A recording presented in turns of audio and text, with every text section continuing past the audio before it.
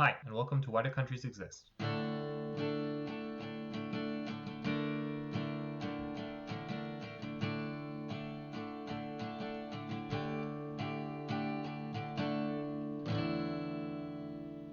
Welcome to another side episode.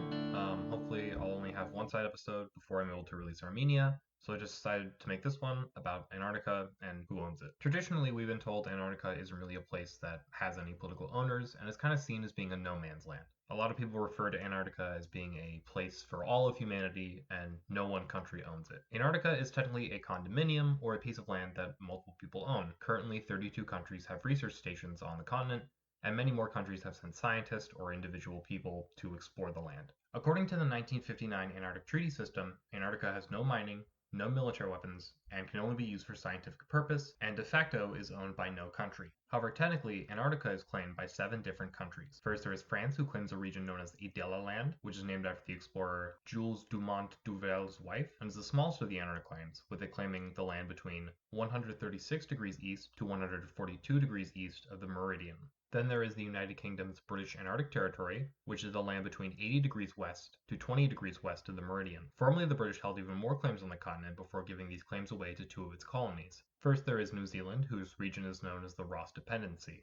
It is made up of the land 160 degrees east to 150 degrees west of the meridian. It is named after British explorer Sir James Clark Ross. Secondly, there is Australia, whose region is simply the Australian Antarctic Territory, which is divided into 2 sections. First, all the land between 45 degrees east to 136 degrees east of the meridian, and another strip of 142 degrees east to 160 degrees east of the meridian. Next, there is Norway, whose territories of Queen Maud's Land is made up of the land 20 degrees west to 45 degrees east of the meridian. The territory is named after the Queen of Norway, Maud of Wales, who was the queen in 1933 when the territory was claimed. Now, you may have noticed that these 5 countries' claims all don't overlap with each other. This and the fact that they're all Western countries that generally get along has led to them all recognizing each other's claims on the continent.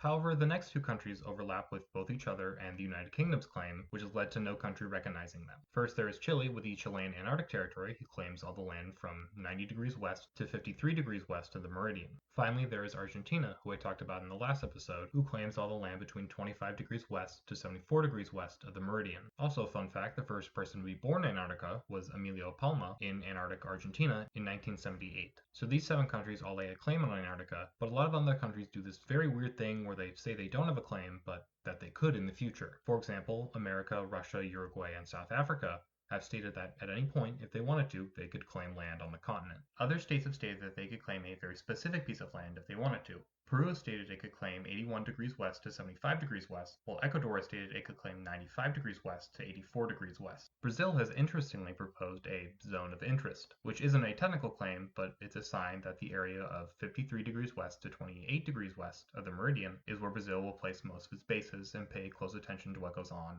that piece of land. Now, I know you're probably asking yourself, why does all this matter besides bragging rights? I mean, it's not like having no claim on land means you can't build a base, as there are many countries that don't have any claims, but they still have many bases on the continent. So why does it matter? The main reason why it matters is because in the future, as the ice melts due to climate change, it will become easier and easier to establish larger bases and build up on the continent. As the continent melts, it's likely many countries will start to ask themselves why they shouldn't try to take some of the natural wealth on the continent for themselves. In terms of an economy, Antarctica doesn't really have a lot right now. There is some fishing off its coast and a small number of tourists who come to the continent every year. However, Antarctica is believed to be rich in mineral resources and could contain oil. These make the continent more attractive to commercial interest as resources everywhere else around the world dry up. Even though this kind of economic activity is currently prohibited, in the 2040s, the 59 treaty will have to be ratified again, and it's likely many countries could change their mind on the ban on mining. Countries that have claims in the region could find themselves legally having an easier time sending corporations down south to dig up these natural resources. However, Antarctica's ice could also become an economic resource. It is believed 61% of all of Earth's fresh water is stored in Antarctic ice. As droughts begin to plague the world more and more and water shortages become more and more common, countries could start to take ice from the continent to bring it into their countries desperate for any water, with those holding claims on the continent possibly being able to claim millions and millions of gallons of water for their own. Antarctica could,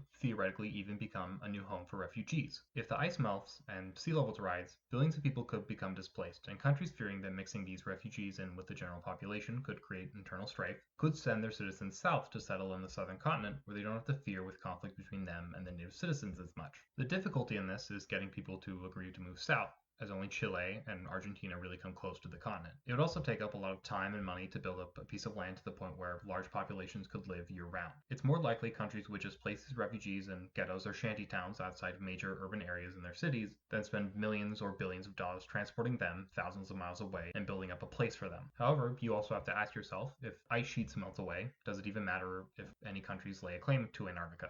I mean, during the exploration of the New World, Spain and Portugal officially split it up into two areas, which legally they were the only countries allowed to settle on. And yet the French, British, Dutch, Swedish, Scottish, Danish, and Russians all at various points were able to lay claim to parts of the Americas. It matters little if your claims are legally in the right if you can't back those claims up with force. This is especially true when it comes to international politics. Also, as a small ending side note, you may have noticed there was a bit of the continent which is unclaimed. It is located at 150 degrees west to 80 degrees west of the meridian.